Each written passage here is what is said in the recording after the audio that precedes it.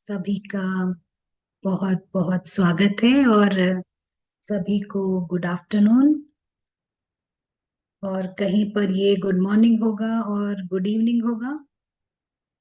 और अगर आप शेयर करना चाहते हैं कि आप कहाँ से ज्वाइन कर रहे हैं, आप जरूर कर सकते हैं चैट पर।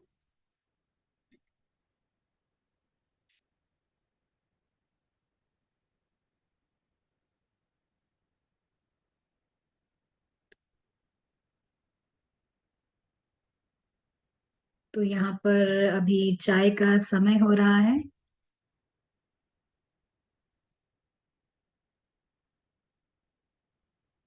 और समय के बारे में आज हम चर्चा करेंगे।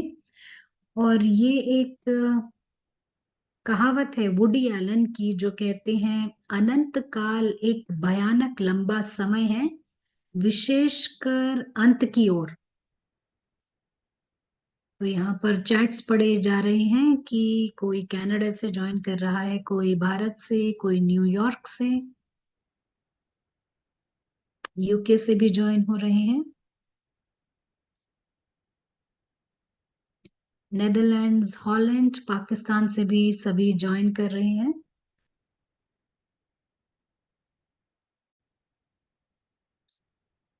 तो आपके पास अगर कोई सवाल हो तो आप जरूर कर सकते हैं। इस वक्त हम स्वागत करते हैं ब्रदर प्रशांत का।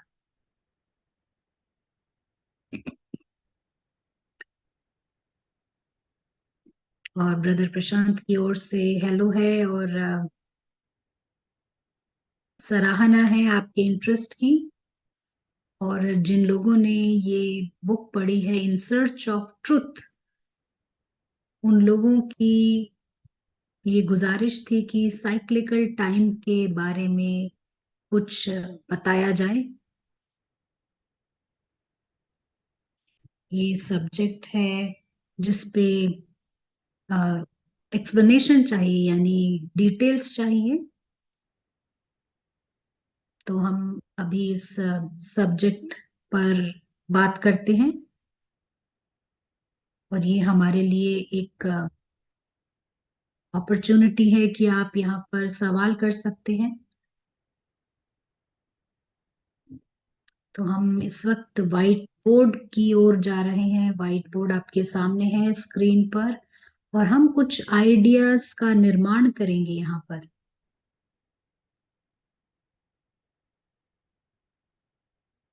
तो हमारे पास यहाँ पर घर है, और हम इस स्थूल दुनिया में आते हैं। आप इसको स्टेज कहें या फिर ड्रामा कहें। हम स्टेज पर आते हैं, 5,000 साल बिताते हैं यहाँ पर, और फिर हम वापस चले जाते हैं। एक सिंपल सा ये मॉडल है। 84 जन्म लेते हैं, बहुत सारे जन्म हैं यहाँ पर, और एक समय आता है हम वापस जाते हैं अपने घर की ओर।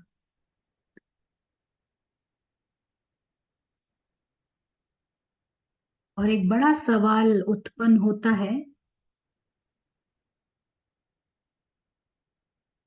और ये 5,000 साल का जर्नी कैसे फिट होता है भिन्न भिन्न मॉडल्स के साथ, जो बाकी लोग कहते हैं कि ये इवोल्यूशन थ्योरी है, कोई कुछ और बताता है। तो ये मॉडल कैसे फिट होता है, तो यहाँ पर हम कुछ तर्क के साथ इसको समझेंगे कि आइडियाज कैसे उत्पन्न हो रहे हैं और कैसे ये पॉसिबल है, मुमकिन है।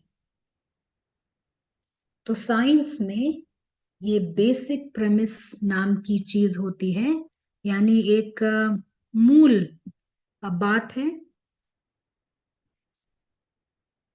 और साइंस हमेशा एक मूल बात के ऊपर आधारित होती है।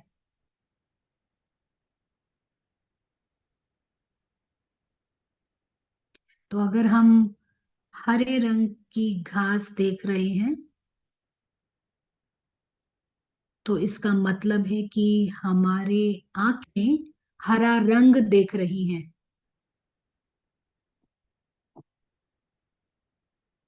तो हो सकता है अन्य व्यक्ति कुछ और देख रहे हो। लेकिन हम उसको स्वीकार करते हैं, लेकिन एक मूल आधार लेते हैं कि आ, जो घास है वो हरे रंग की है। तो साइंस के लिए हमेशा एक मूल आधार होता है।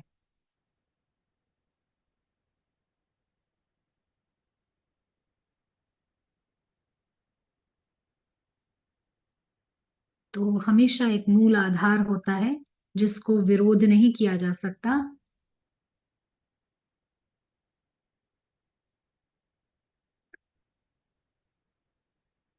तो एक वैज्ञानिक कहते हैं कि जो मूल आधार ही गलत है।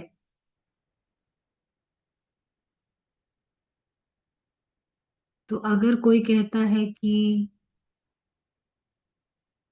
कोई गलत है, ये आधार ही गलत है, तो वो साइंटिस्ट नहीं कहलाया जा सकता है। यानी कि जो मूल आधार होता है उसका कोई सबूत नहीं है, लेकिन उसको एज इट इज लिया जाता है। तो अगर आपको कुछ सवाल हो, कुछ पूछना हो, तो आप बेझिझक पूछ सकते हैं अपने चैट्स पर।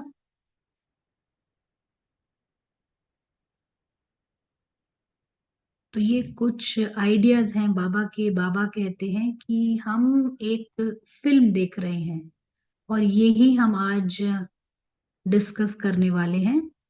हम इस स्थूल दुनिया में आते हैं, और आप ये चक्र जो देख रहे हैं, हम इस 5000 ईयर जर्नी में घूमते हैं। ये एक 5000 साल की लंबी मूवी है, फिल्म है। एक समय होता है ये शुरू होती है, एक समय होता है ये खत्म होती है। तो हम यहाँ पर कुछ विस्तार से इसको समझेंगे।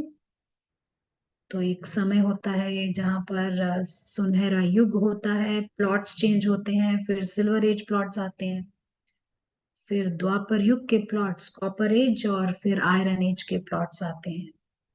तो हम इन सब बातों को मुरलियों में समझते हैं।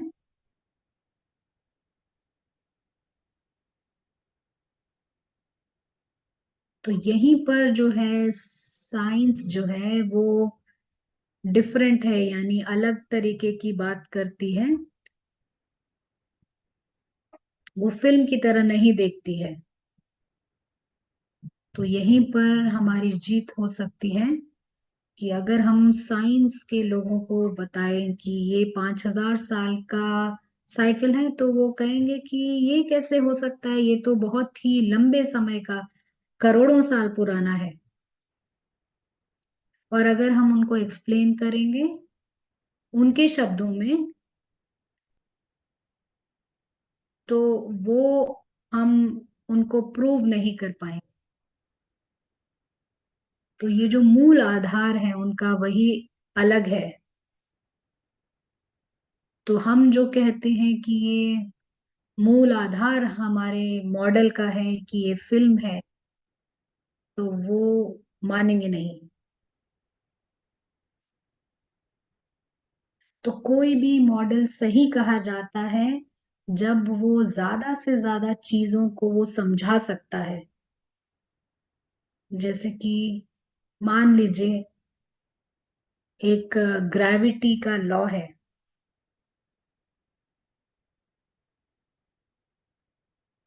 तो आप इसको ऑब्जर्व करेंगे, यानी उसको एक तरह से देखेंगे, तो वो सही माना जाएगा। अगर वो कई चीजों को समझा नहीं सकता, तो वो सही नहीं माना जाएगा। तो इस वक्त जो हमारा मॉडल है, साइंस का जो मॉडल है, वो कई चीजों को समझा नहीं सकता। और जो वो एक्सप्लेन नहीं कर सकते, यानी जो वो समझा नहीं सकते, उसको वो एक बॉक्स में, पैरानॉर्मल के बॉक्स में डाल देते हैं। तो जब हम फिल्म कहते हैं, तो हम कई चीजें समझा सकते हैं इसके आधार पर। संसार की कई चीजों को समझा जा सकता है अगर हम इस फिल्म मॉडल को लें। तो अब हम आपके विचार सुनना चाहेंगे। आपको क्या समझ आ रहा है? अगर आपको कुछ समझ नहीं आ रहा है, आप वे भी पूछ सकते।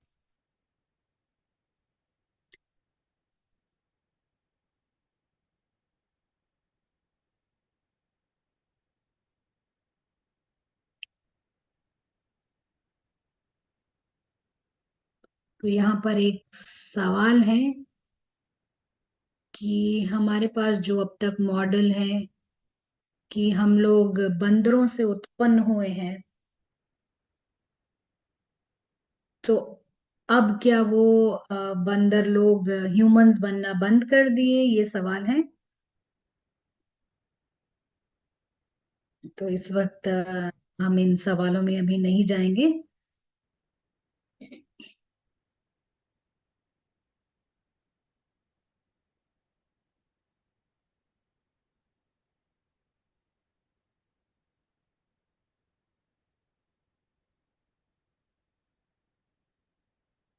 यहाँ पर एक हम मॉडल चूज कर रहे हैं जो काफी चीजों को समझा सकता है। साइंस जिसको पैरानॉर्मल में डाल देती है वो भी ये मॉडल समझा सकता है, जो हमारे पास है ये फिल्म का मॉडल।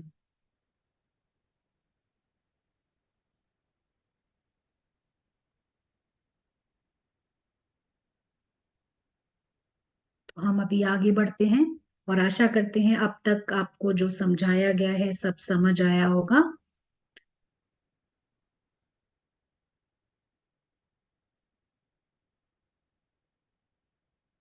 जो ये साइंस है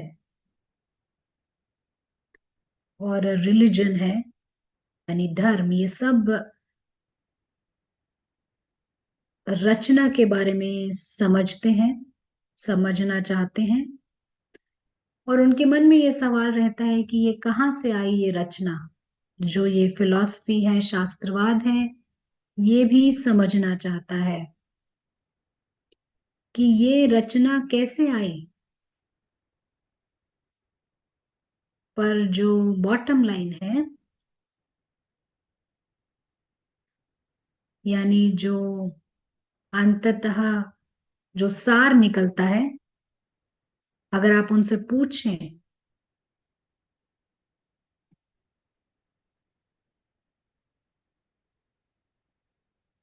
कि आपने जो थ्योरी दी क्या वैसे रचना हुई है, तो वो कहेंगे कि हमें नहीं मालूम। यही उनका जवाब होगा। बहुत सारी थ्योरीज हैं, लेकिन फिर भी रचना के बारे में उनका सार यही होता है कि हमें नहीं मालूम। लेकिन फिर भी ये लोग यूनिवर्सिटीज में पढ़ाया जाता है और इसको एक सच्चाई समझ के पढ़ाया जाता है, जबकि यहाँ पर लिमिटेशंस हैं और ये सच्चाई भी पूरी तरह सबूत नहीं है। तो एक हिस्ट्री प्रोफेसर थे कैम्ब्रिज में बहुत सालों पहले, और ब्रदर प्रशांत ने उनसे एक बार पूछा, क्या हिस्ट्री में साइक्लिकल टाइम यानी समय जो चक्रीय समय है इसके बारे में कुछ बताया गया है। कहते हैं कि जब नए स्टूडेंट्स आते हैं मैं उनसे पूछता हूँ कि क्या आप इतिहास को जान सकते हैं डेट्स और नंबर के हिसाब से।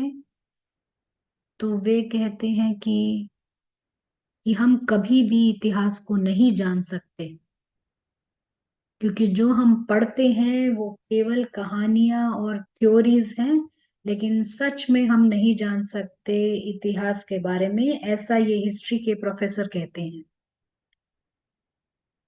तो एक क्वांटम फिजिसिस्ट हैं जिनका नाम जूलियन बार्बर है और ये ऑक्सफोर्ड में बेस्ड हैं। तो उनकी बुक खरीदने को हम नहीं कह रहे हैं, लेकिन आप इसके बारे में आप सुन सकते हैं। आप तो ये जो जूलियन बार्मर है ये कहते हैं, इनकी एक किताब है जिसको एंड ऑफ टाइम यानी समय का अंत है इसका नाम, एंड ऑफ टाइम इनकी किताब का नाम है। और इस किताब में वो जो कह रहे हैं वो ये कि साइंटिस्ट होने के नाते मैं ये कह सकता हूँ कि हड्डियां हैं, पत्थर हैं, इस वक्त उनका अस्तित्व है, फॉसिल्स यहाँ पर हैं, लेकिन आज जो मैं देख रहा हूँ उसके हिसाब से मैं नहीं बता सकता कि पीछे क्या था।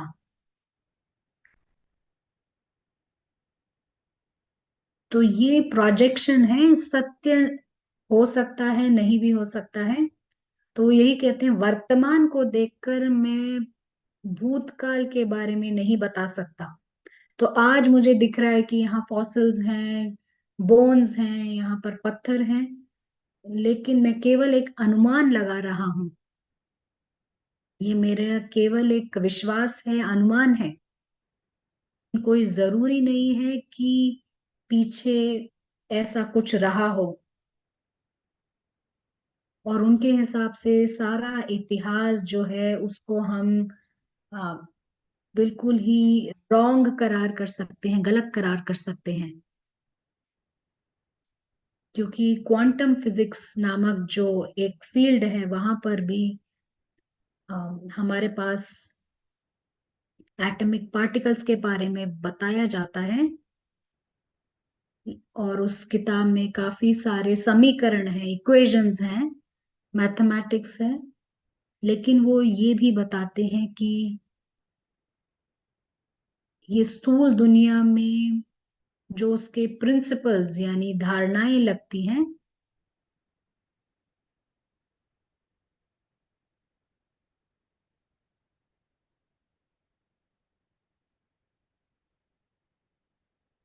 तो उनके कहने का भाव यही है कि वर्तमान को देखकर आप पीछे का नहीं बता सकते कि वहां क्या था।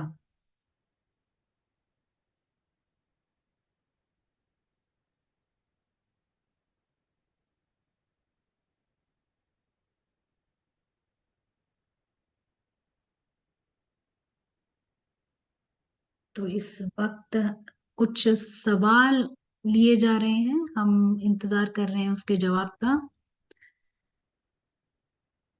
तो इस वक्त हम चलते हैं व्हाइट बोर्ड पर, जहां पर वन सेट मॉडल के बारे में बताया जा रहा है। और इसी मॉडल के आधार पर हमारी वर्तमान समय की सोच और संकल्प हैं।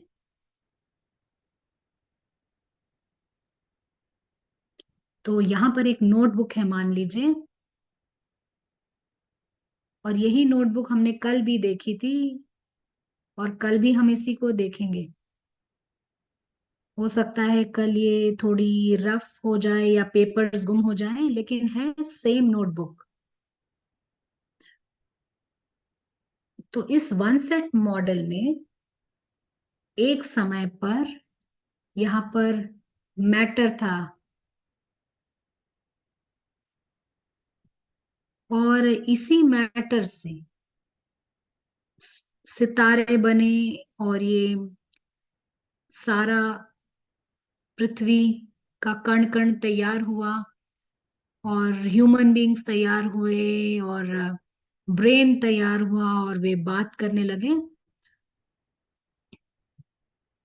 और मैटर यानी कि हम ऐसा कह सकते हैं कि पदार्थ, और इसी पदार्थ से एनर्जी तैयार होती है, और वो परिवर्तित होती जाती है, और आज जो कुछ हम देख रहे हैं वो उसी पदार्थ का भाग है। हम देखते हैं कि आज मानव जाति है और वो सभी उसी पदार्थ से बने हुए हैं। तो यानी वन सेट मॉडल यानी एक ही पदार्थ से आज जो हम दुनिया देख रहे हैं वो सब कुछ उसी पदार्थ की बनी हुई है।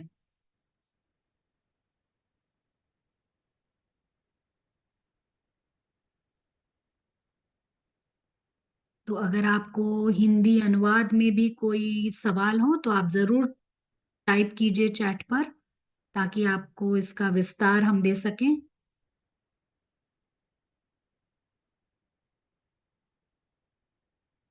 तो हमारी दुनिया इसी वन सेट मॉडल पे बिलीव करती है। तो यही दुनिया हमने कल देखी थी, और उसी एनर्जी का भाग आज भी चल रहा है। तो जो शरीर है, जो हमने कल देखा था, वही आज भी देखा है, कल भी देखेंगे। थोड़ा ओल्ड हो जाएगा पर है वही चीज, वही पदार्थ का सेट है वो, केवल परिवर्तन हो रहा है लेकिन है वही। तो ये मॉडल है, ये दुनियावी मॉडल है। और इस मॉडल में हम ज्यादा कुछ एक्सप्लेन नहीं कर सकते, और इसी के आधार पर आपको भविष्य भी बताया जा सकता है।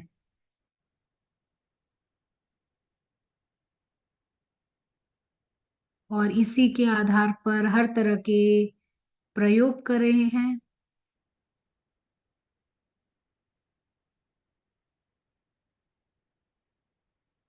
तो उसी के आधार पर आप बता सकते हैं रिचर्ड नामक व्यक्ति सुबह 7 बजे कहाँ पर होगा। यानी एक प्रयोग की बात की जा रही है। और एक टैरेट कार्ड में जैसे हम निकालते हैं, एक कार्ड निकाला, उसके हिसाब से सब कुछ बताया जाता है।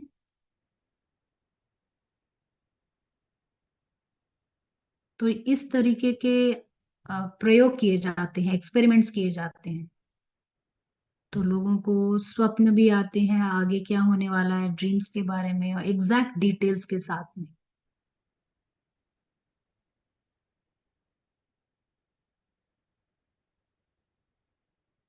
तो रेड कार का व्हाइट कार के साथ एक्सीडेंट हुआ, वो सब, ये सब भविष्य में होने वाली चीजें वो देख सकते हैं।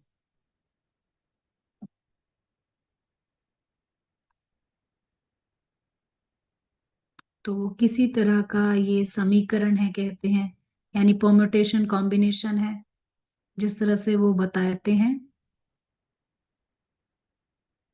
और ज्यादा कुछ वो एक्सप्लेन नहीं कर पाते।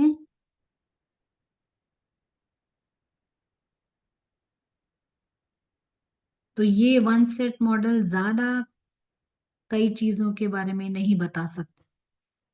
तो ये मूल आधार जो है वो सही नहीं है, हम समझते हैं। और अब ये दूसरा मूल आधार है, वो है फिल्म मॉडल। और इस फिल्म मॉडल में जब आप एक फिल्म देखते हैं, उसमें स्लाइड्स होती है ना, चित्र, अचल चित्र यानी स्टिल्स। अगर आप टेलीविजन में देख रहे हैं तो 23 स्लाइड्स, चित्र पर सेकंड आपको दिखाए जाते हैं, 1 सेकंड में। और ये सारे चित्र अगर आपको एक स्पीड पे दिखाए जाएं, तो ये एक मूवमेंट यानी चलती हुई चित्र लगती है।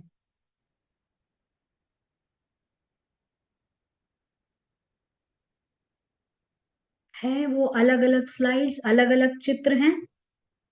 जैसे अगर आप जेम्स बॉन्ड की मूवी देखते हैं, आप स्क्रीन में देखते हैं, तो ऐसा लगता है कि जेम्स बॉन्ड भाग रहा है, पर आप ये नहीं सोचते कि ये चित्र हैं जो हंड्रेड्स ऑफ, यानी बहुत सारे चित्र हैं जो आपको दिखाए जा रहे हैं 1 सेकंड में। और वो एक मूवी जैसी आपको चित्र दिखाता है, फिल्म के जैसी चित्र दिखती है। तो ये दुनिया भी अलग अलग अचल चित्रों से बनी है। आप जो ये व्हाइट बोर्ड पर देख रहे हैं, और अनगिनत चित्र हैं ऐसे। और हर तरह के पॉसिबिलिटी एग्जिस्ट करती हैं इस स्लाइड्स मॉडल में।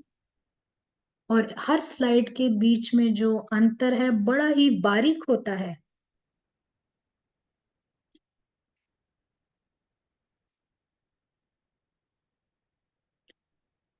तो ये पूरी दुनिया स्लाइड्स में है, यानी 3 आयाम की स्लाइड्स ना, 3 डायमेंशनल जो संभावनाएं हैं। अब जो आपको दिख रहा है, एक स्लाइड में हमारा हाथ सीधा है, और फिर थोड़ा थोड़ा टेढ़ा होता जाता है अगली अगली स्लाइड में, अचल चित्रों में। तो इस तरह से इस मॉडल में अलग अलग प्रकार के भिन्न भिन्न स्लाइड्स हैं। और अब ये स्लाइड्स कौन देख रहा है? स्लाइड यानी चित्रों की बात कर रहे हैं। तो जो देखने वाला है वो है अदृश्य आत्मा। तो जो इनविजिबल सोल है वो ऑडियंस है, यानी देखने वाली है, प्रेक्षक है। और इन स्लाइड्स के थ्रू वो गुजर रही है।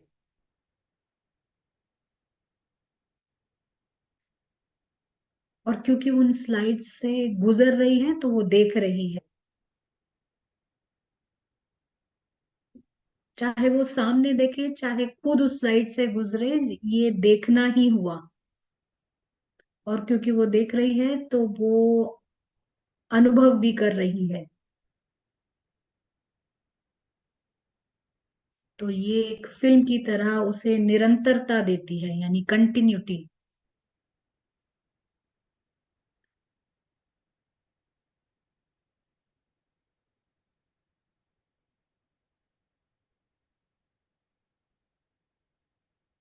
तो हम इस वक्त अनन्या बहन से सुनेंगे, वो अगर कुछ कहना चाहते हैं।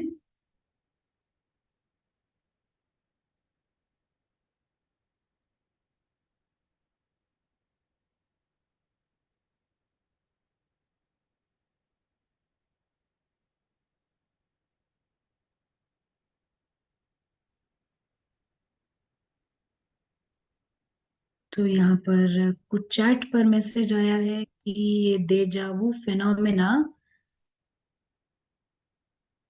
हम सुनते हैं।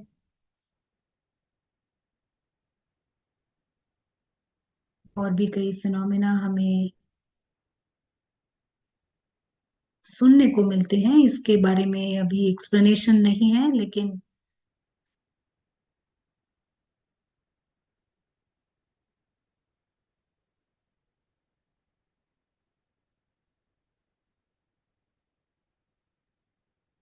तो इस वक्त आप अपने स्क्रीन पर देख रहे हैं कि ये हमारा घर है।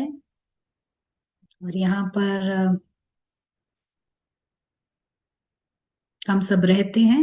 घर में हम कोई मूवी नहीं देखते, थिएटर में जाने पर ही मूवी देखते। तो यहाँ पर कोई फिल्म नहीं है, यानी घर पर कोई फिल्म नहीं है। तो जब हम नीचे उतरते हैं बहुत सारे स्टिल्स हैं।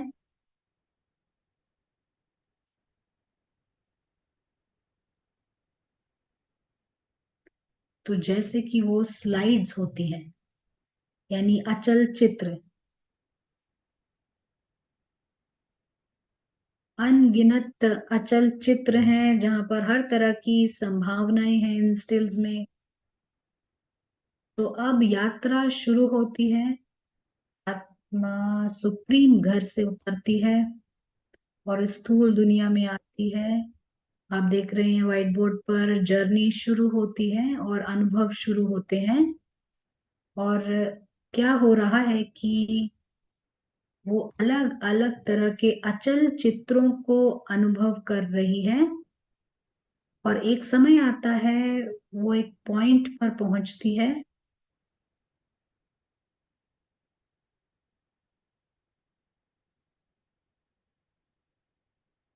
तो जैसे भीतर की स्थिति बदलती है आत्मा की।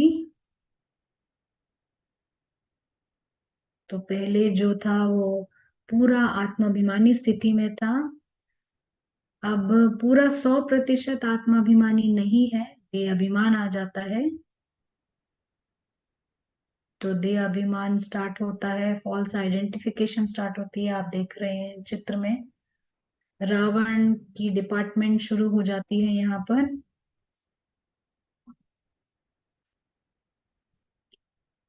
तो ये जो भीतर का कंडीशन है, स्थिति है, वो उसको उन चित्रों में नहीं जाने देती जो गोल्डन एज में उसने देखे। तो जैसे भीतर की स्थिति बदलती है तो चित्र भी बदलते जाते हैं। तो उसका जो अनुभव अभी है वो अलग ट्रैक पर चला जाता है जैसे यात्रा बदलती है। भीतर के हिसाब से उसके चित्र बदलते रहते हैं। आप समझ रहे होंगे।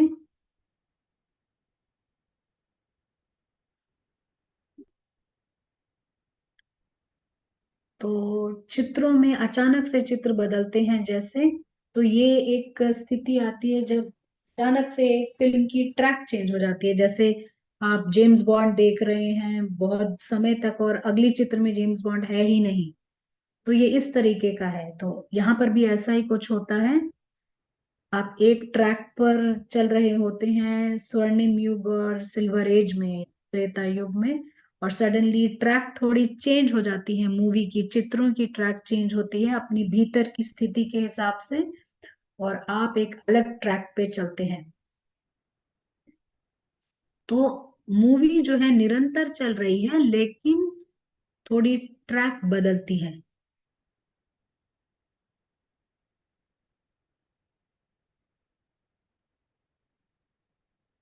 तो एक चित्रों की स्टिल से यानी अचल चित्रों से हम दूसरे चित्रों में चले जाते हैं। जो मूवी है उसमें कोई गैप नहीं है, वो निरंतर चलता है, उसमें कोई बीच में रुकावट नहीं होती।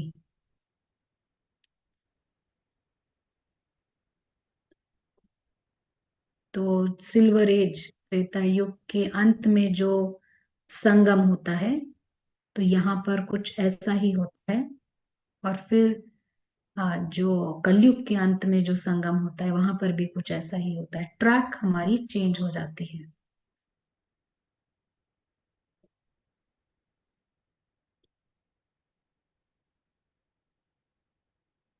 तो इस वक्त हम जो है कलयुग के चित्रों को अनुभव कर रहे हैं।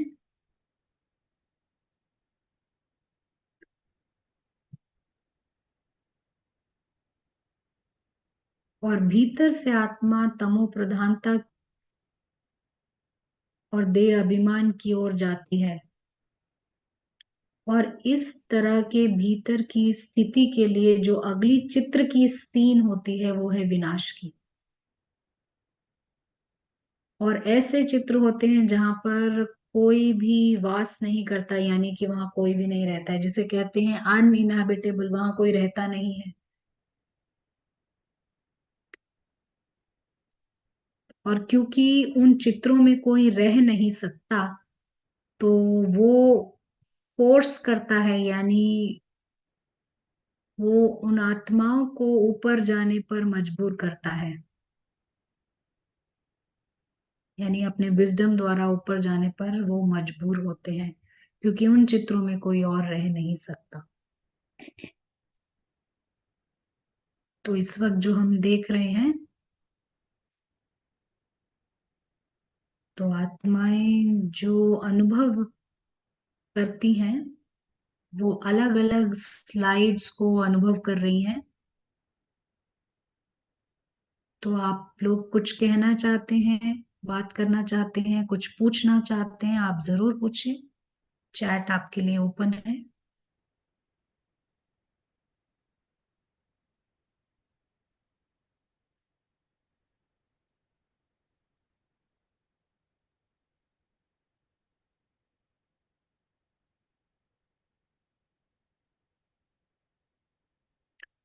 तो अभी जो शेयर किया जा रहा है वो ये कह रहे हैं कि इस वक्त हम गोल्डन एज के स्टिल्स नहीं देखते हैं। तो इस वक्त जो जिस तरह के चित्र हैं उन चित्रों में कृष्ण तो नहीं जन्म लेंगे।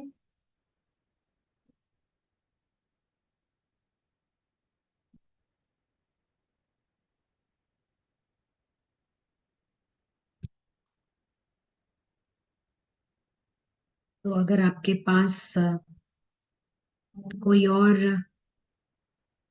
शेयरिंग है तो आप जरूर कर सकते हैं।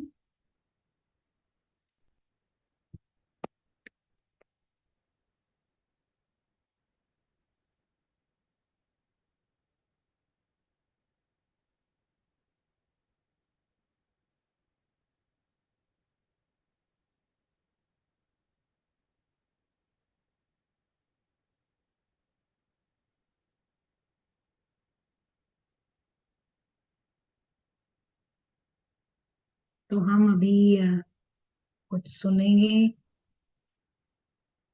अनन्या बहन से।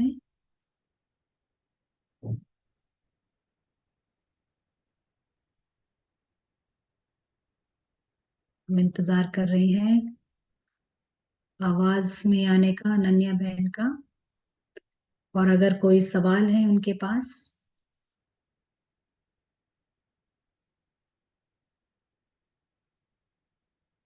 तो हम थोड़ा इंतजार करेंगे।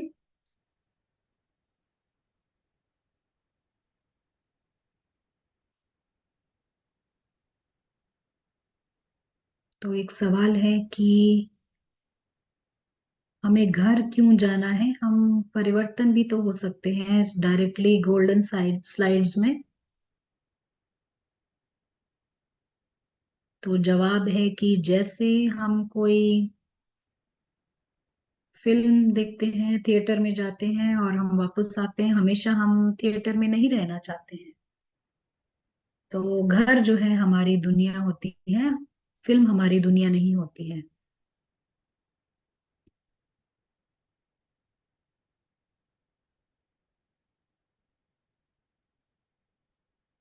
एक सवाल है कि जब सीन चेंज होती है तो क्या हमें इमोशंस भी चेंज करने हैं।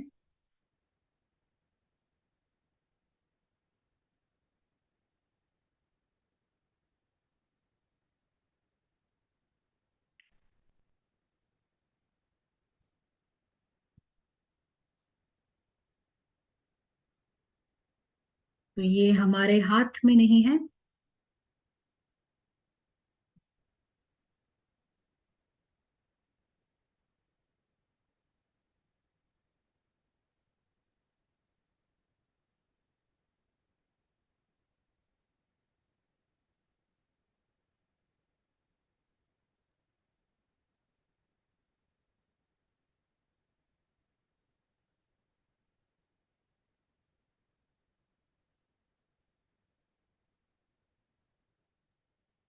तो पहले हमारे जो इनविजिबल ऑब्जर्वर यानी आत्मा है उसको कॉन्शियस होना पड़ेगा, वो ज्यादा इम्पोर्टेंट है।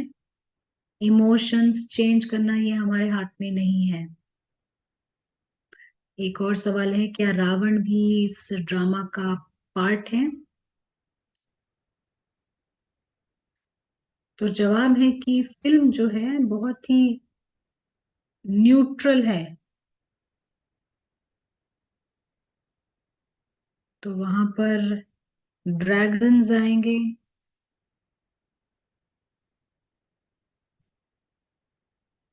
लेकिन जो ऑडियंस है वो कंफ्यूजन में जा सकती है, अज्ञानता में जा सकती है, अटैचमेंट्स यानी लगाव में जा सकती है। तो जो फिल्म होती है वो निष्पक्ष होती है, तटस्थ होती है, लेकिन ऑडियंस किस तरह से लेती है ये उस पर निर्भर करता है। एक सवाल है कि क्या हम अपनी कार्मिक स्लाइड को चेंज कर सकते हैं। तो अगर हम अपने में स्पष्टता लेकर आए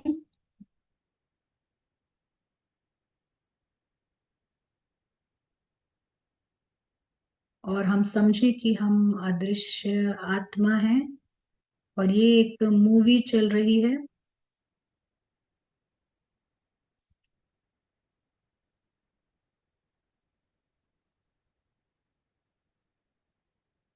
और स्क्रिप्ट भी इसी तरह से है, तो वो हमारे लिए इम्पोर्टेंट है।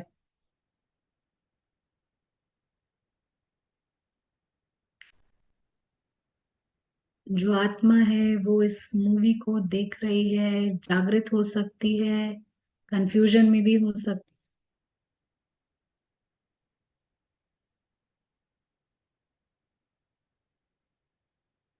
तो ये सवाल का जवाब था।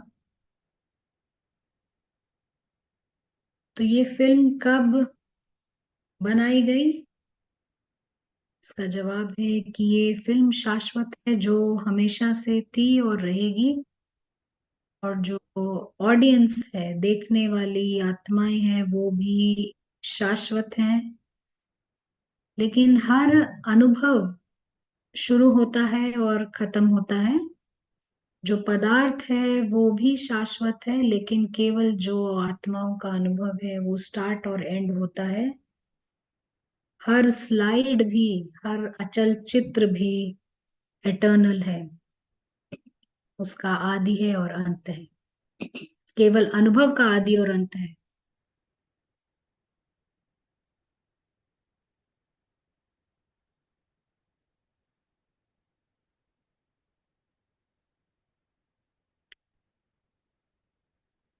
तो किसी ने सवाल पूछा है, क्या हम केवल उन चित्रों को देख सकते हैं जो जीत के चित्र हों, यानी अच्छे चित्र हों, क्या हम केवल उनसे गुजर सकते हैं?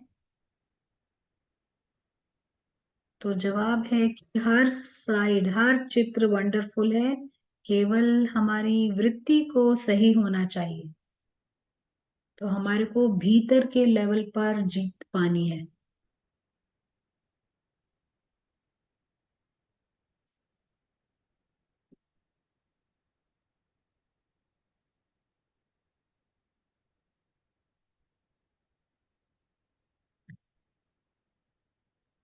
तो कुछ सोल जो होते हैं वो जागते हैं जब दर्द की महसूसता होती है।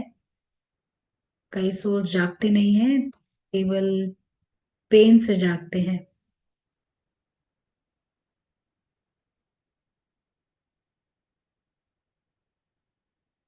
तो किसी ने पूछा कि क्या जरूरत है जन्म मरण में आने की?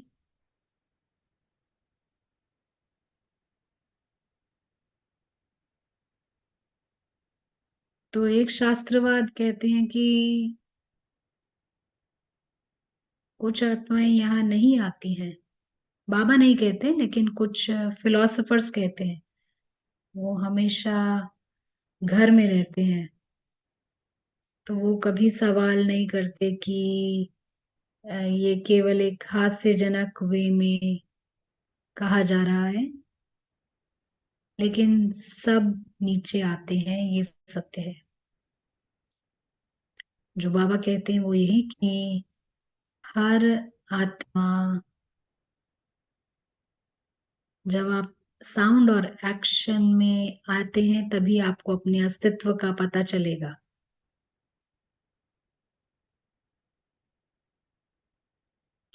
अगर कोई संगीतकार है जिसने कभी भी संगीत नहीं बजाया है, ना कभी गाना गाया है, ना कभी इंस्ट्रूमेंट बजाया है, उसका अस्तित्व नहीं पहचान सकते हम।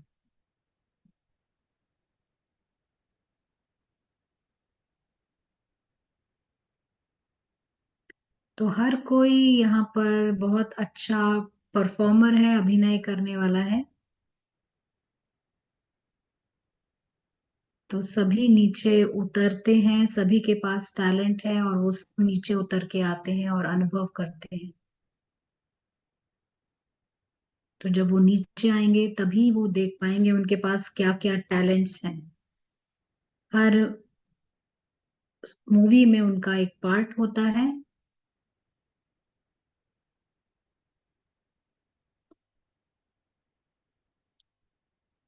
तो इस मूवी में आना कोई गलत नहीं है, लेकिन नीचे आकर बंधन बनाना और कंफ्यूज हो जाना, हम इसी से बाहर निकलने की युक्ति कर रहे हैं।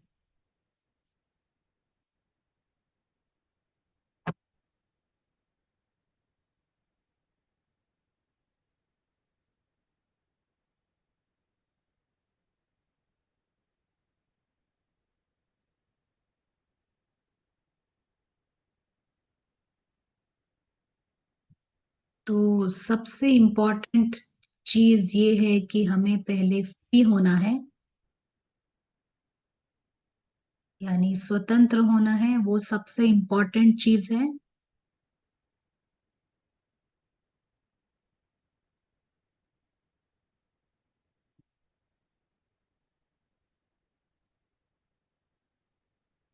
तो अगर हम अंदर आकर इस मूवी में ये भी नहीं जानते कि हम कौन हैं और ये क्या हो रहा है, तो जानना जो है ये बहुत बड़ी प्राप्ति है। तो आत्मा जागती है और वो समझती है कि ये केवल एक मूवी है। तो जेम्स बॉन्ड की मूवी में अगर आग लगी है कहीं पर तो हमें पता है कि वो आग है। तो अगर आप इस मूवी में भी वही अनुभव कर सकते हैं तो ये बहुत अच्छी बात होगी, ये बहुत बड़ा अचीवमेंट होगा।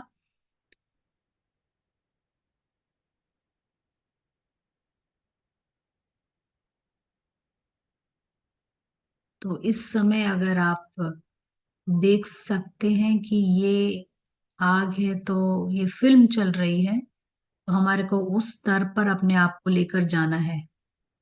अगर हम खुद परेशान हो रहे हैं तब हमारा यहाँ पर बंधन है, इसीलिए हम परेशान हो रहे हैं।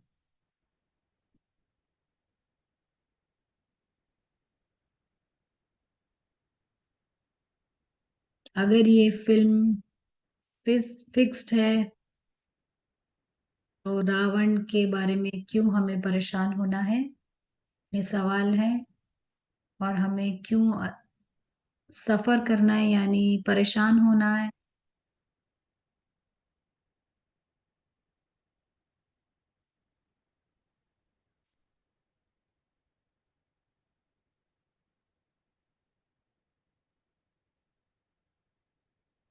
तो अगर 1 घंटे की मूवी है स्क्रीन पर और वो फिक्स्ड है,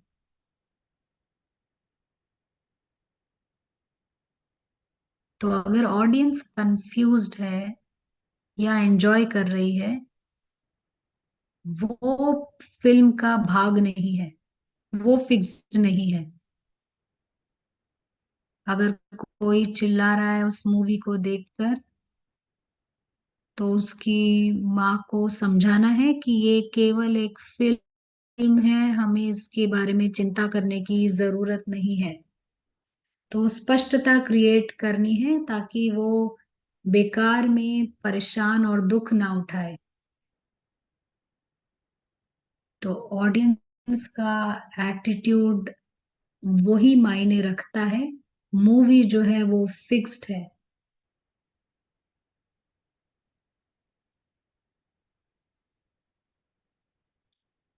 रावण का मतलब है कि पूरी तरह हम भ्रमित हुए हैं ड्रामा में। वो अज्ञानता का स्वरूप है।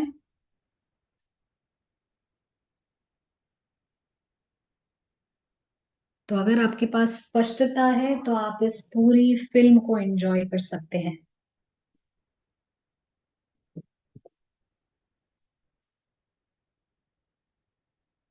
तो फिल्म अगर फिक्स्ड है तो इसका मतलब ये नहीं है कि हम वहां पर बैठ के मूवी देखें अज्ञानता में। तो उससे हमें बाहर निकलना है जल्दी से।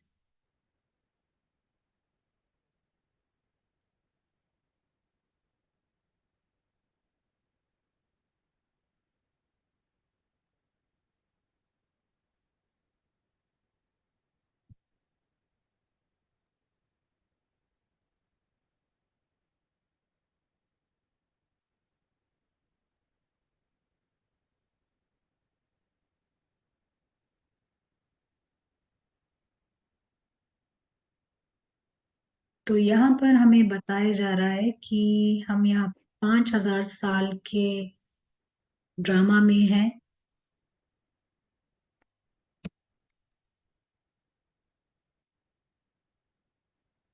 तो इस वन सेट मॉडल में,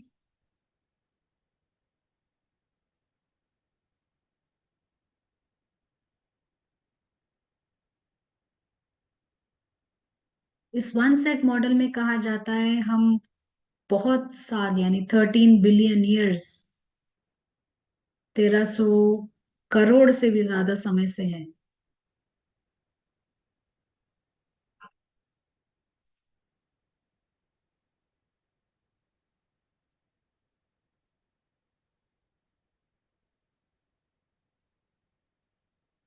लेकिन जब आप फिल्म देख रहे हैं 1 घंटे की,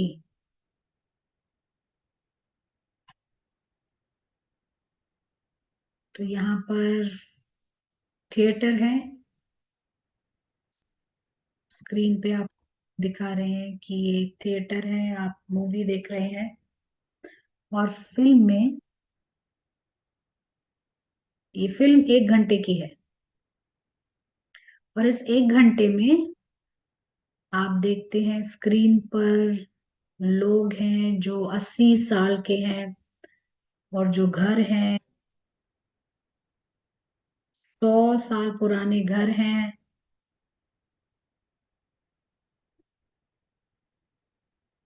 बड़े बड़े महल हैं जो 20 साल में बने हैं।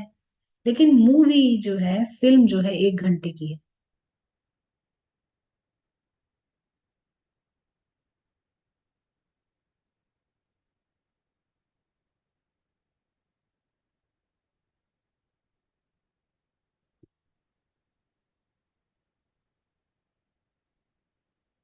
तो 1 घंटा आप मूवी देखकर आप वापस आ जाते हैं।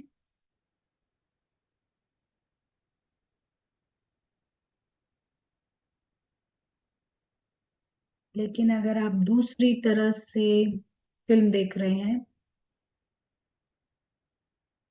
तो कंफ्यूज हो जाएंगे।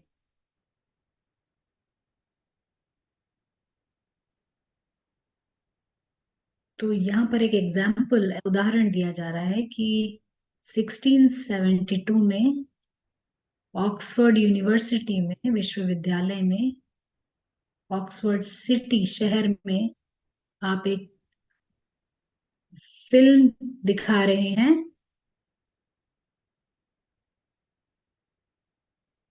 और किसी को फिल्म के बारे में कुछ नहीं मालूम, और पहली बार आप उनको एक मूवी दिखा रहे हैं।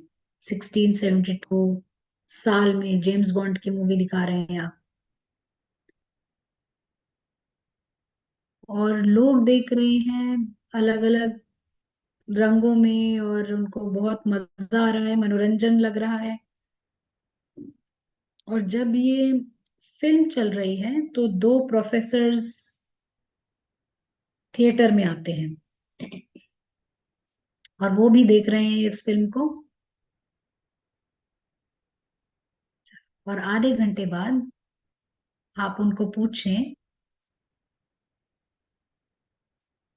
ये कितने समय से चल रहा है, अगर आप पूछें ये फिल्म कितने समय से चल रही है, तो वो कहेंगे कि आधा घंटा पहले शुरू हुई है।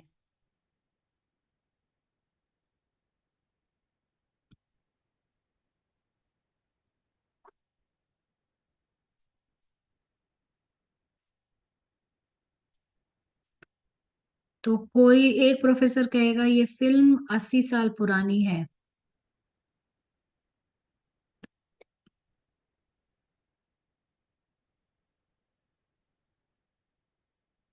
तो वो कहेगा कि आप उसकी दाढ़ी देखिए, जो दाढ़ी इतनी लंबी है तो 80 साल पुरानी होगी। और ये दाढ़ी जो है लंबी होती है 0.3 मिलीमीटर पर सेकंड, या फिर 3 दिन में बड़ी होती है। तो इसके हिसाब से वो कहेगा कि ये जो फिल्म है वो 80 साल पुरानी है।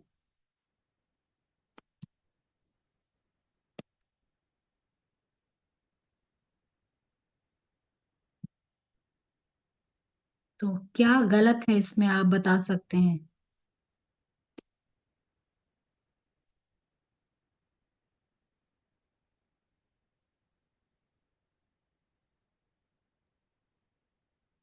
उसकी आंसर गलत है, लेकिन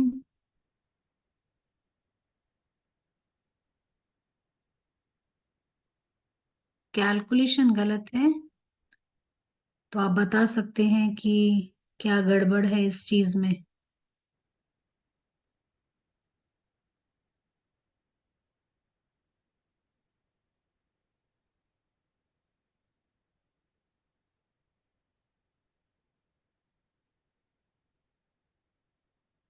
तो कुछ जवाब आ रहे हैं कि ये फिल्म है, यूनिट ऑफ मेजरमेंट है, किसी ने कहा कि पत्थर बुद्धि है।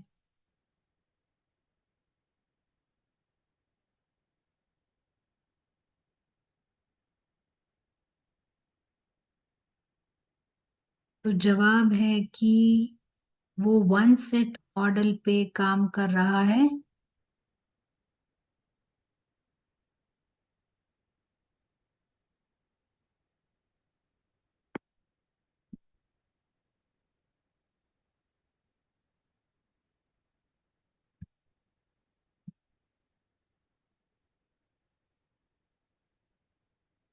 तो अगर आप उसको कहेंगे कि ये 1 घंटे की फिल्म है तो वो कहेंगे नहीं, देखो उसकी दाढ़ी को कितनी पुरानी है, वो 200 साल पुरानी है।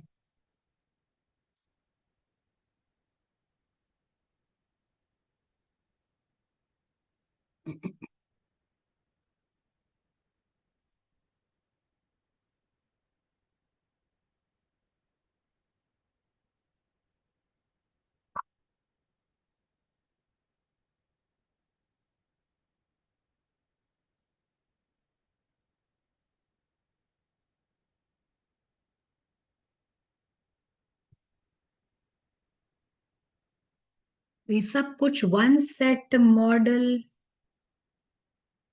के आधार पर वो जवाब दे रहा है, लेकिन ये पूरी दुनिया एक फिल्म की तरह उसका अस्तित्व है, और यहाँ पर ये कार्बन डेटिंग प्रिंसिपल्स भी नहीं चलेंगे।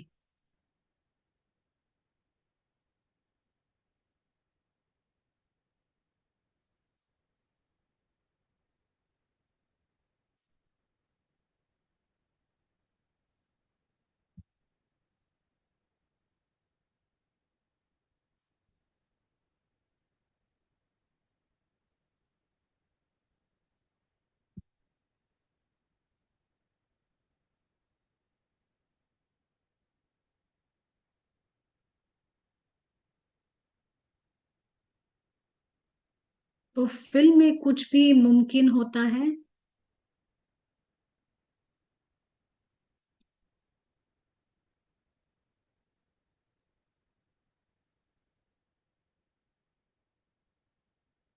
तो अगर कोई पूछे कि ये फिल्म कितनी लंबी है, तो कोई बता नहीं पाएगा।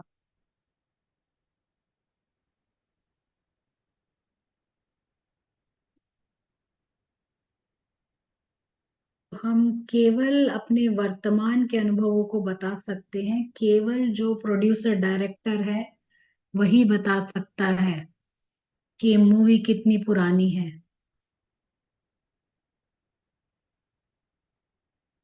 तो वही जान सकता है कि आदि मध्य अंत क्या है इस मूवी का। वो केवल जो है रचयिता ही बता सकता है। तो यहाँ पर भी ऑक्सफोर्ड का प्रोफेसर नहीं बता सकता है।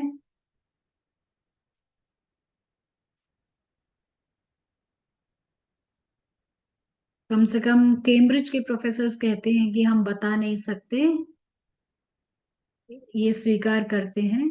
तो लेकिन यहाँ पर हमें उस प्रोड्यूसर पर ही निर्भर करना है, वही जो बताता है वो सत्य हम मान सकते हैं।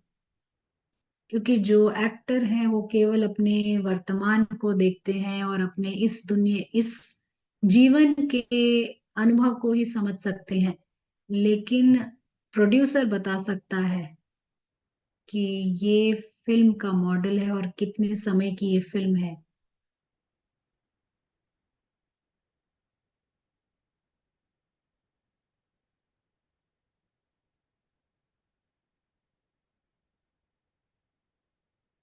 तो किसी ने पूछा कि हम कौन है इस मूवी में, तो जवाब है कि हम सब यहाँ पर एक्टर्स भी हैं और देखने वाले भी हैं।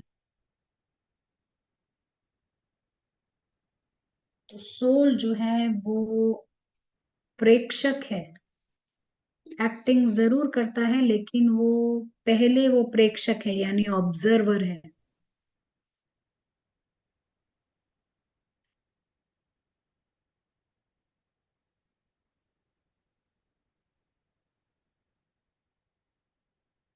तो फिल्म मॉडल में ऑडियंस जो है वो सटीक जवाब है, हम देखने वाले हैं। तो क्या इम्पोर्टेंट है इन स्लाइड्स में, आप क्या कहेंगे? ये एंटरटेनमेंट है यानी मनोरंजन है, ये सवाल है। क्या इन स्लाइड्स का कुछ और मीनिंग है?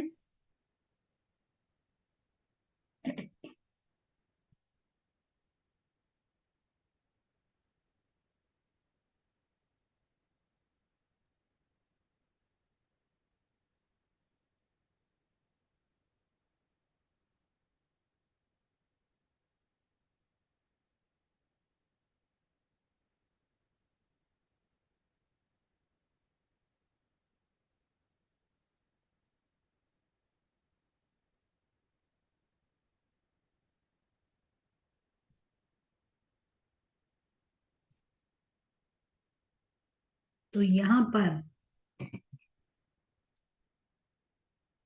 बीज का सत्य है,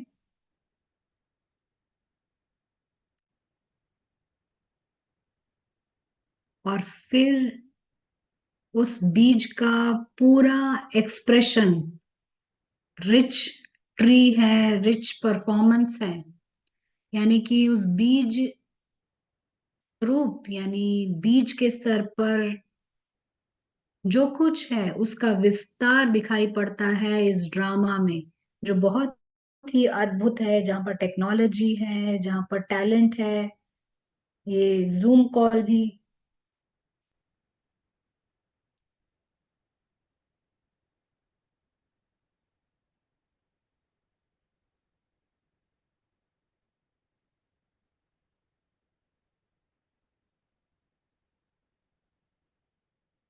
तो ये बहुत ही अद्भुत खेल है और पॉजिटिव खेल है।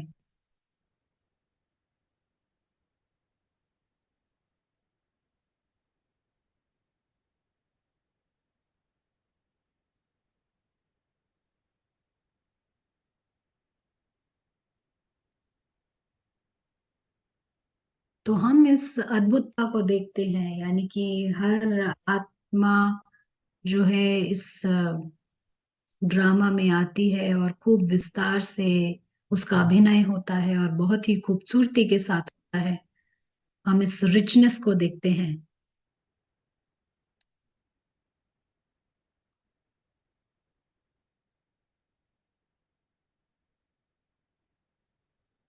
कुछ सवाल पढ़ा जा रहा है।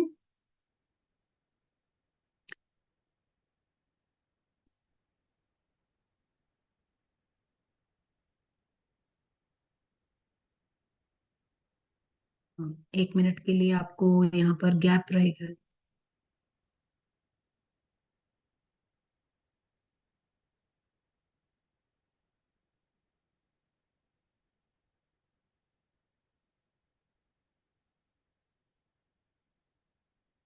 ये प्रश्न हम समझ नहीं पा रहे हैं, हम अभी इसका उत्तर देते हैं।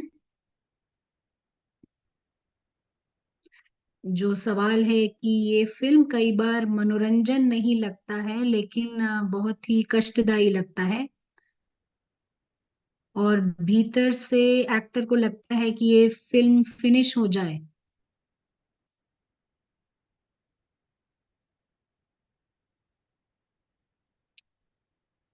तो क्या हम वेट करेंगे इस फिल्म को फिनिश होने की? तो जब हम भ्रम से परे रहते हैं तो सब कुछ अद्भुत लगता है। हर क्षण जो है वो अच्छा है, आना भी अच्छा है इस फिल्म में और जाना भी अच्छा है, साइलेंस भी अच्छा है, और नॉइज भी अच्छा है। तो कोई प्रॉब्लम नहीं है, किसी चीज पे कोई प्रॉब्लम नहीं है।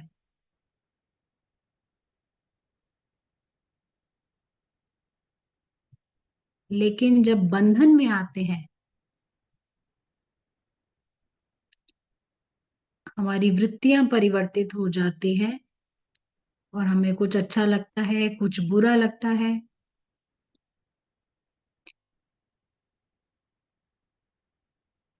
और हम फिल्म को खत्म करना चाहते हैं, परिवर्तन करना चाहते हैं।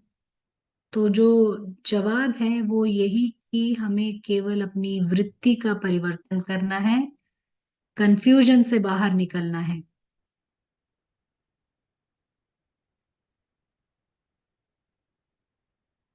हमें ये कदम उठाना है कि अपने बंधनों से परे होना है, और सच्चा ऑडियंस बनना है यहाँ पर हमें, यानी ट्रू ऑडियंस, सच्चा प्रेक्षक। और ये कदम उठाना है कर्मातीत स्थिति की ओर।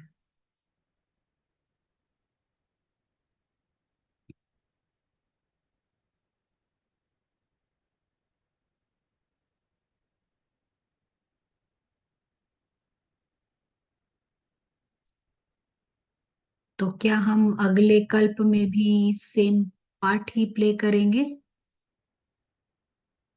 तो जवाब है कि ये बिल्कुल आइडेंटिकल रिपीटिशन होता है, यानी कि सब कुछ सेम रहता है, पार्ट सेम रहता है, और जो पार्ट हमें मिलता है वो सही मिलता है। तो जब हम आत्म अभिमानी हो जाएंगे तो हमें अपने किसी भी पार्ट पर गलत नहीं लगेगा, सब सही रहेगा। जो पहला प्राइज हमें मिलता है वो है सुप्रीम घर का प्राइज, और सभी को ये फर्स्ट प्राइज मिलता है। लेकिन जब हम थिएटर में आते हैं, अगर हम आत्म अभिमानी स्थिति में रहते हैं, तो हम ये पूरा प्लॉट को एंजॉय करते हैं। जैसे कि मान लीजिए स्वर्णिम युग है, वो हम पूरा जो एक प्लॉट है, जो एपिसोड है, वो एंजॉय करते हैं।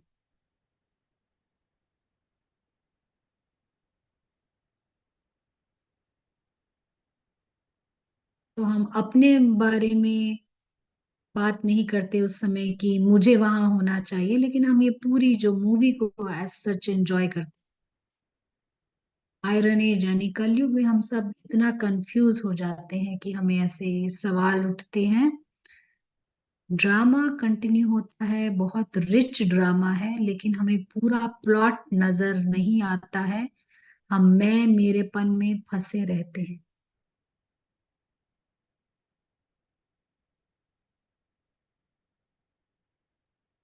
तो कई बार पूछते हैं कि हमें अगर दुखों से गुजरना है तो हम इस मूवी में क्यों आते हैं।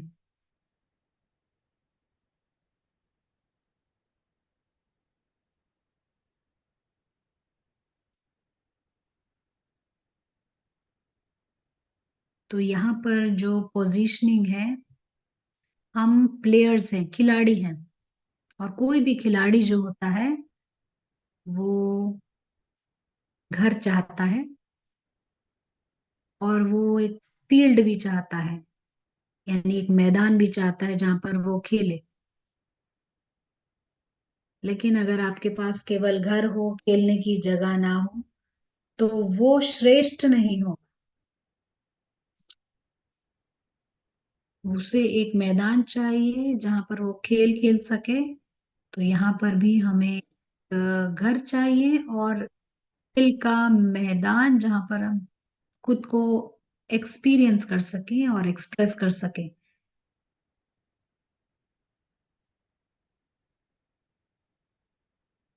तो इस वक्त जैसा भी जो कुछ भी है, सब कुछ अच्छा है, लेकिन हमारे को केवल वृत्ति का परिवर्तन करना है। हमारी सुप्रीम रियलिटी है, अमरता है, हम अविनाशी हैं, सब कुछ असाधारण है। हमारे को गिफ्ट मिला है ड्रामा का, चीजें सब अच्छी हैं, लेकिन केवल हमें अपना नजरिया बदलना है, दृष्टिकोण बदलना है।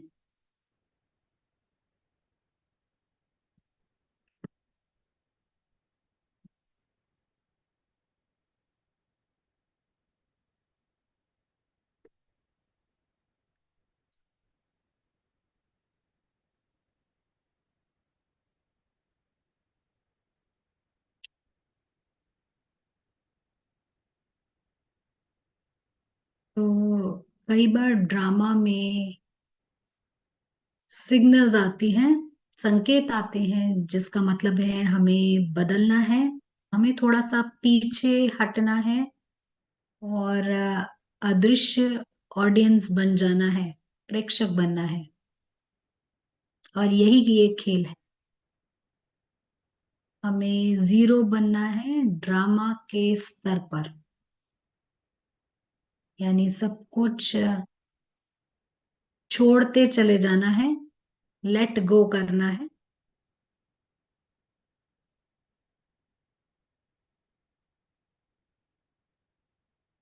यहाँ पर कुछ शब्द हम जोड़ना चाहेंगे इस मॉडल के बारे में।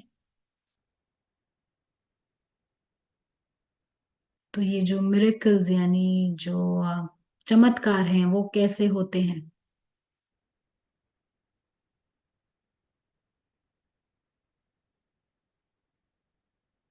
और फिर हम आपके और सवाल उठाएंगे।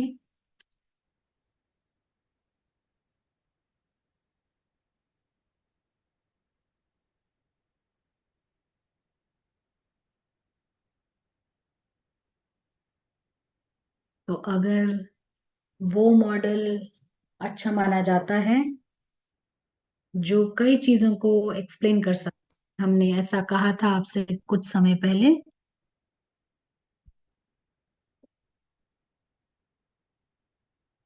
तो रिसेंटली एक चीज हमने पढ़ी कि एक व्यक्ति बाइक चला सकता है आंखें बंद करके, और वैज्ञानिक जो हैं उसकी आंखें बंद करते हैं और वो बाइक चलाता है बिल्कुल सही तरीके से।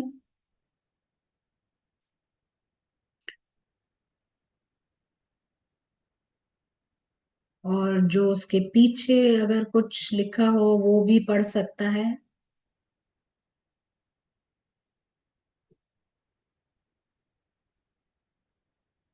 तो जो साइंटिस्ट कहते हैं कि वो कहीं ना कहीं से देख रहा होगा।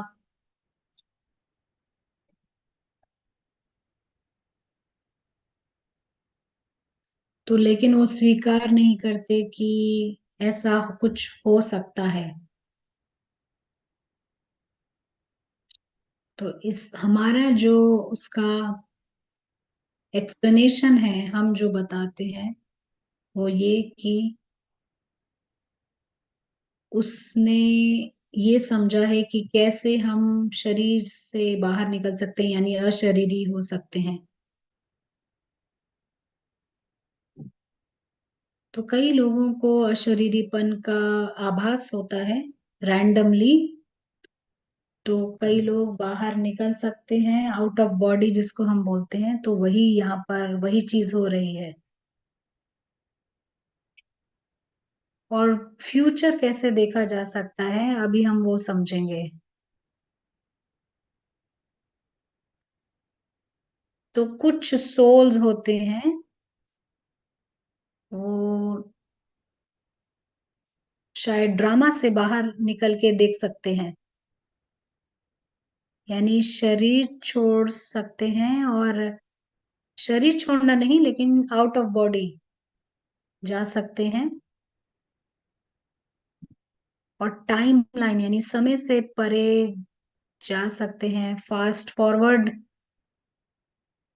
कर सकते हैं, और वापस आके आपको बता सकते हैं कि आगे क्या होने वाला है।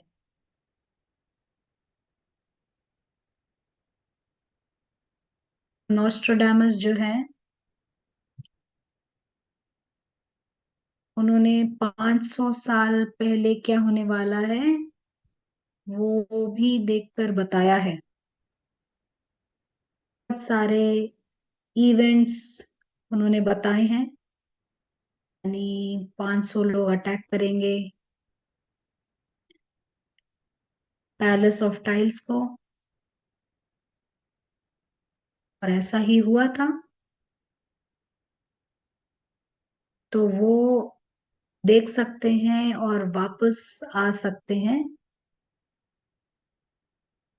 लोग लूना में वॉक करेंगे,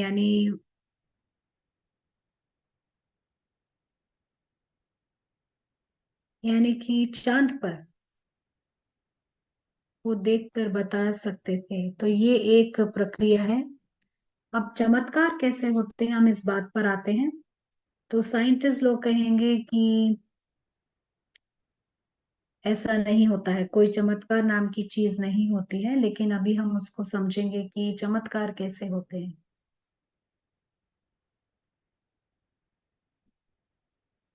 आपको अलग प्रकार के चमत्कारी बाबा कहीं ना कहीं मिलते हैं इस लौकिक दुनिया में।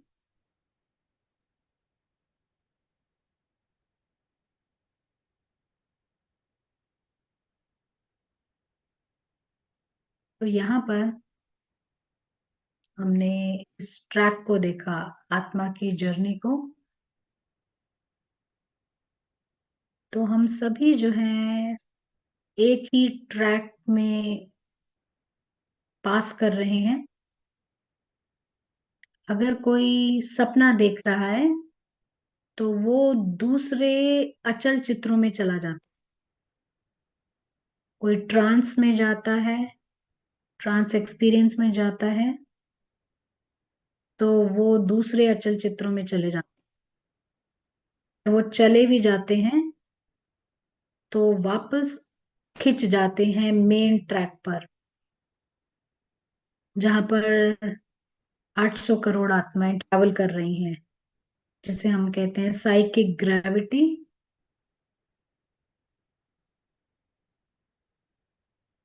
तो कोई सपनों में, ड्रीम्स में जाता है और ट्रांस में जाता है तो लेकिन वापस आ जाते हैं। लेकिन ये जो चमत्कारी बाबा होते हैं जो लौकिक में, तो वो कुछ नई आत्माएं होती हैं जिनके पास कुछ पावर होती है, यानी कि कम बंधन और कम देह अभिमान होता है। तो वे क्या करते हैं कि वो दूसरे चित्रों में जा सकते हैं, अचल चित्रों में जा सकते हैं। जैसे कि हम जानते हैं कि भारत के एक चमत्कारी व्यक्ति को वो जानते थे, तो उनसे अगर जो भी मांगो तो वो दे देते थे निकाल के। जैसे कि आप घड़ी मांगो या कोई रिंग मांगो तो वो दे देते थे। यानी कि वो ऐसे अचल चित्र में जा सकते थे जहां पर रिस्ट वॉच है, और वहां से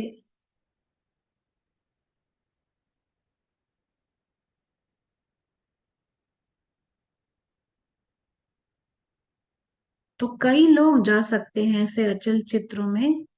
लेकिन ये जो चमत्कारी व्यक्ति होते हैं, जो चमत्कार दिखाते हैं, वो बाकी लोगों को भी उसी ट्रैक में लेके जा सकते हैं, यानी अचल चित्र में लेके जा सकते हैं जहां पर रिस्ट वॉच है।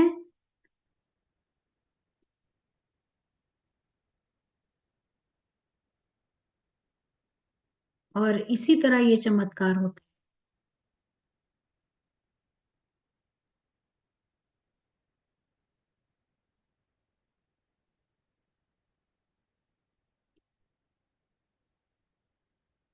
तो इसी तरह की प्रक्रियाएं दुनिया में बहुत होती हैं।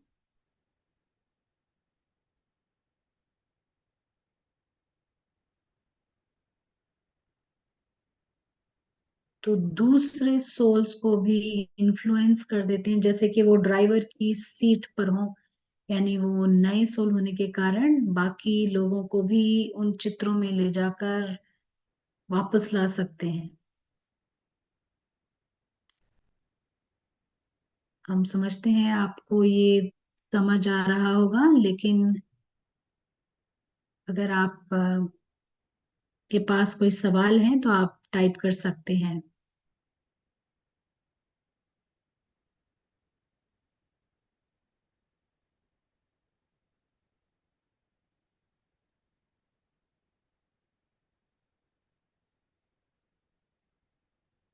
तो यहाँ एक सवाल पढ़ा जा रहा है।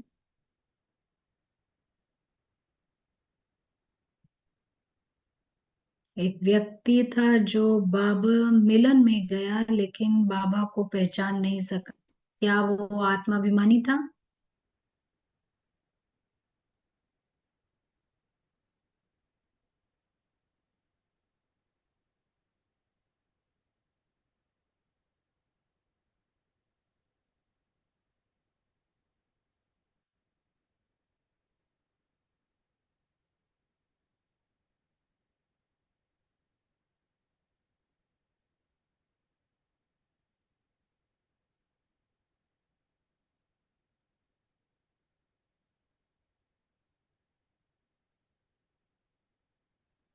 तो वो आंखें बंद करके कई चीजें पढ़ सकता था लेकिन बाबा को नहीं पहचान पाया, तो ये कैसे होता है?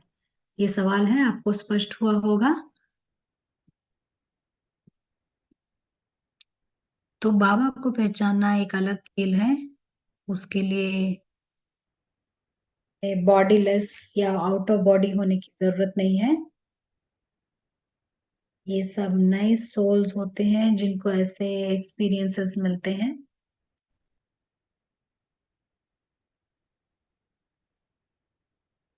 तो बाबा को पहचानने वाले केवल देवताई सोल्स ही होते हैं।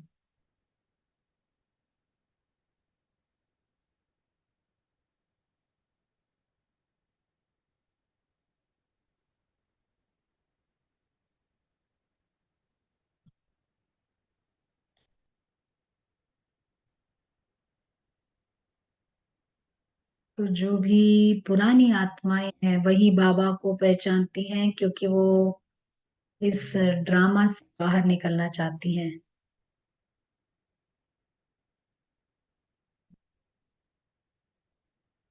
अगर आपको अभी तक का कोई भी सेशन में कुछ समझ ना आया हो, आप जरूर टाइप कीजिए। चाहे आप हिंदी में करें या फिर अंग्रेजी में करें, आपके सवाल जरूर आंसर करेंगे।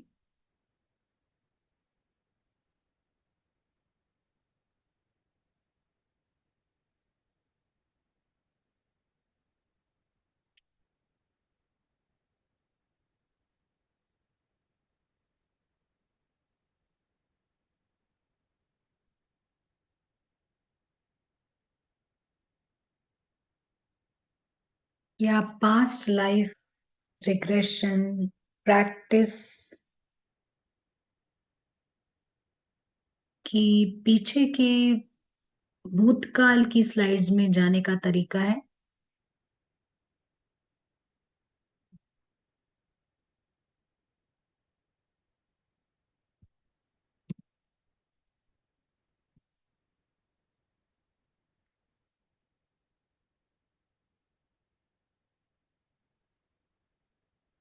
एक सवाल पढ़ा जा रहा है।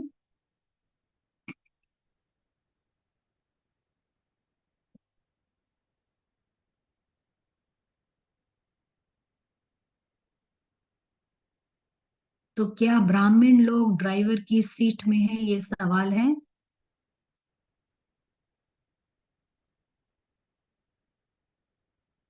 तो ब्राह्मण लोग जो है ड्राइवर की सीट पे हैं ऐसा नहीं कहेंगे, लेकिन जैसे जैसे वो बंधनों से निकलते जाते हैं, वो फ्री होना उनके लिए ज्यादा इम्पोर्टेंट है।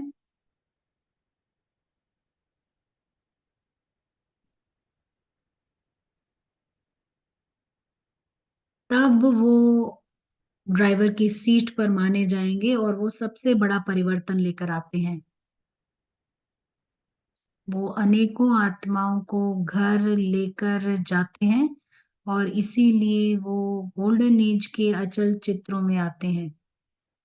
लेकिन जो चमत्कारी व्यक्ति होते हैं वो हेवन नहीं बना सकते, स्वर्ग नहीं बना सकते हैं। छोटे मोटे चमत्कार जरूर दिखा सकते हैं, लेकिन ब्राह्मण होते हैं जो संपूर्ण प्यूरिफिकेशन लेकर आते हैं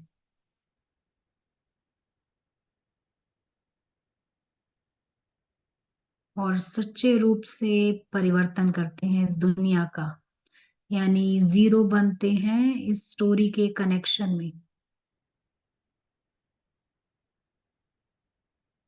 वे लोग होते हैं ड्राइवर की सीट में और वो कंट्रीब्यूट करते हैं, यानी योगदान देते हैं इस मानव परिवर्तन में।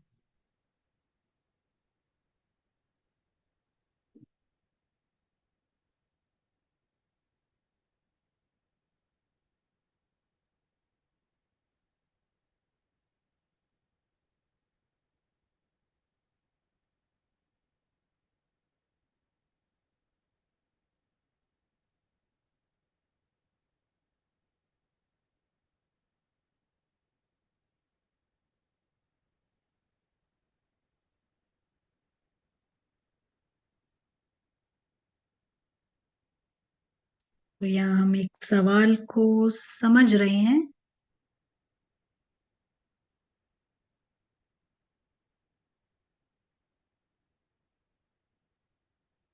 अगर आप ड्रामा सीन्स में हैप्पी हैं तो वो भी एक तरह का बंधन हो जाता है। यानी आप ड्रामा से सुख ले रहे हैं, फ्री नहीं हो रहे हैं। किसी ने पूछा है face reading, hand writing, tarot reading, वो सब कुछ क्या प्रक्रिया इसी तरह की प्रक्रिया कही जाएगी? तो जवाब दे रहे हैं कि ये किसी अन्य प्रकार का ट्रिक हो सकता है। उनको इस बारे में अ, कोई कमेंट नहीं है।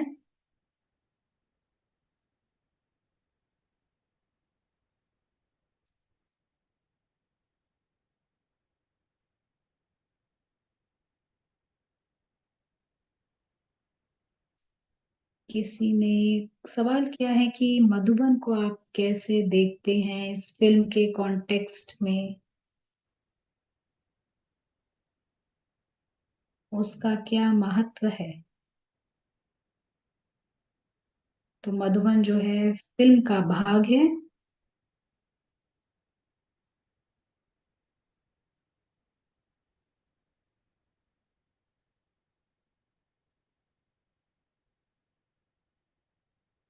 तो अगर आप कुछ और पूछना चाह रहे हैं तो टाइप कर सकते हैं, लेकिन फिलहाल यही कहेंगे कि जो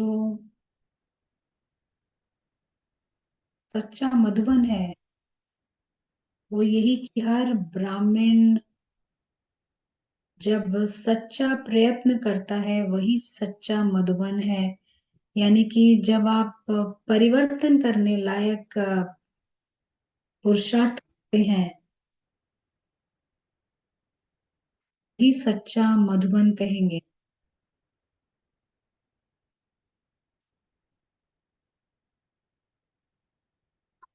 किसी ने एक सवाल है कि क्या मधुबन बार बार जाना चाहिए? तो ये निमित्त वालों से हमें पूछना है कि हमें जाना चाहिए। लेकिन आज के जो डिस्कशन का ये भाग नहीं रहेगा। हम यहाँ पर चक्रीय समय की बात कर रहे हैं।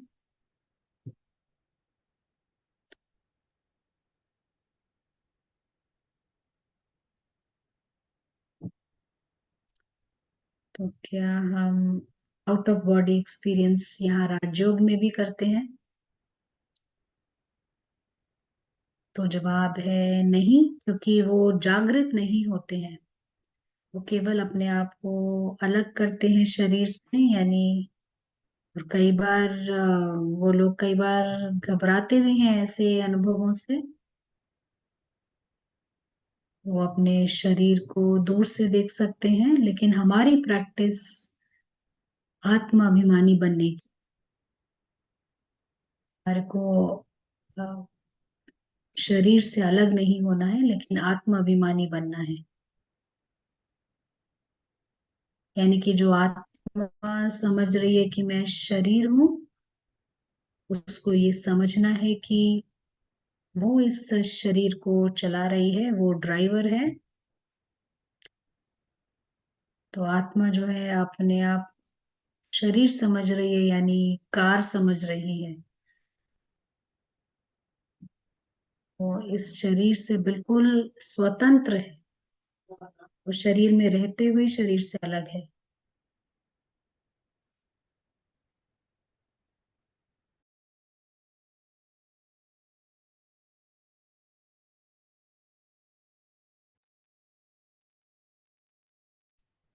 और इस ड्राइवर का घर है परे।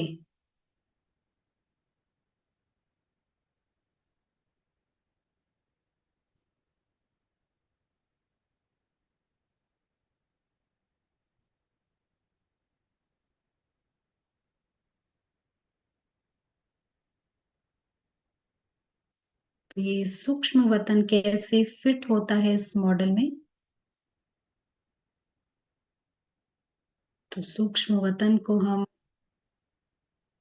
गॉडली वर्ल्ड कहते हैं।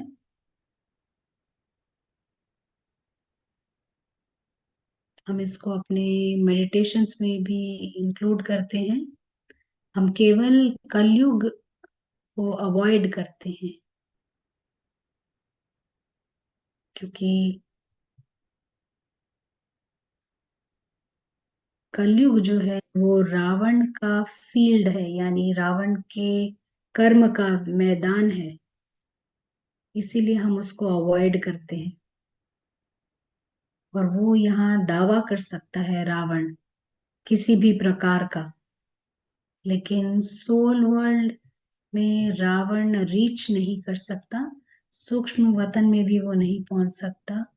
तो हर क्षण जब हम वहां बिताते हैं, यानी रावण मुक्त मिनट्स जो हम बिताते हैं, वो श्रेष्ठ माने जाते हैं। और ये बहुत ही मूल्यवान मिनट्स हैं आत्मा की यात्रा के लिए।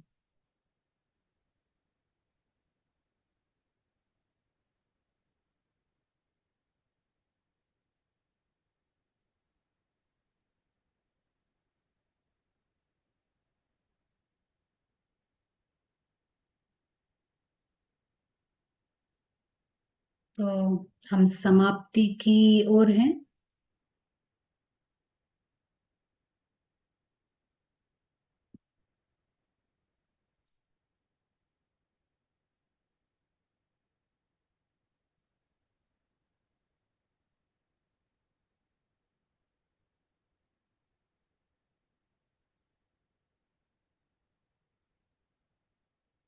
तो हर 5,000 साल बाद ये स्लाइड्स रिपीट होती हैं।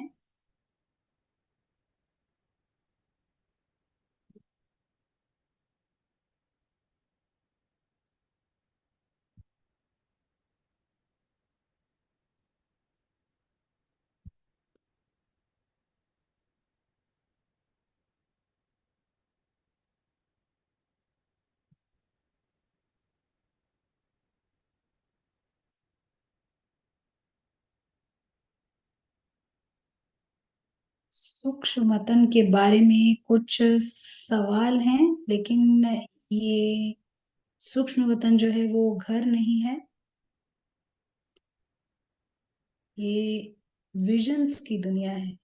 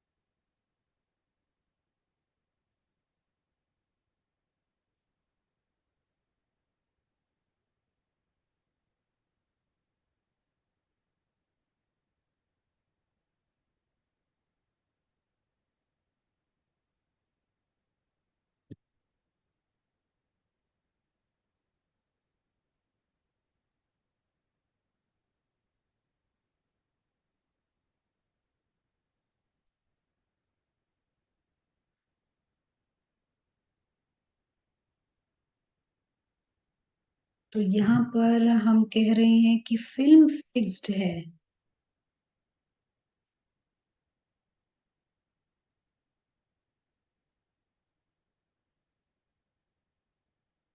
फिल्म फिक्स्ड है, यानी कि फिल्म नहीं बदलती है, लेकिन हमारे को वृत्ति का परिवर्तन करना है।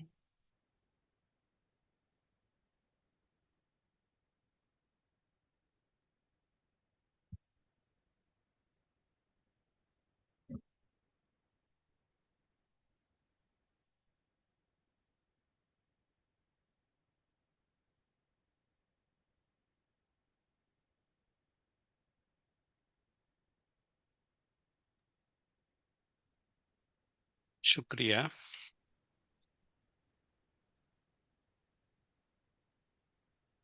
तो अगर स्मृति फिक्स नहीं है तो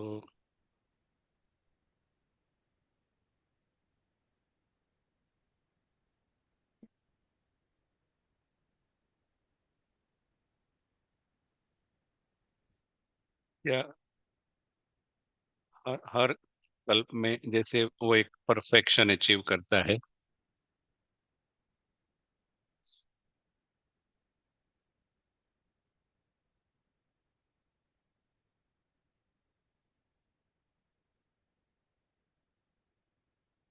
तो ये एक इंटरेस्टिंग बात है कि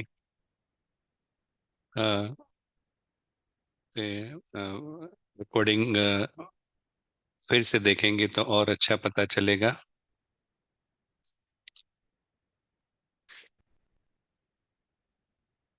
और कुछ एक क्वेश्चंस है तो वी कैन हम लोग अपलोड करेंगे क्वेश्चंस को।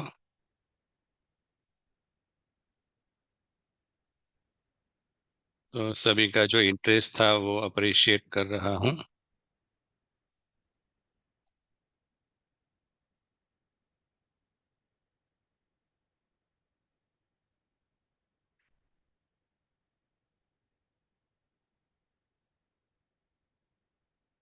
तो किसी ने कहा कि ऑडियंस की सीट में इजी है या actor at the same time. तो वही हम कर रहे हैं कि हम अभी इन्वॉल्व है। फॉर एग्जांपल हम बात भी कर रहे हैं, कर्म में भी है, परंतु हम ऑब्जर्व कर रहे हैं। हम ऑब्जर्वेशन करना स्टॉप नहीं कर सकते। तो हम इस तरह से ऑडियंस भी है, इन्वॉल्व भी है और ऑडियंस भी है, दोनों साथ साथ है।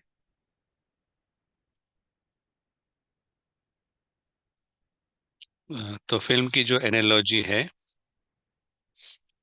तो मुझे अच्छा लगा जो आपने कहा। तो अ, बहुत सारी पॉसिबिलिटीज है, हमें सिर्फ जागरूक होना है।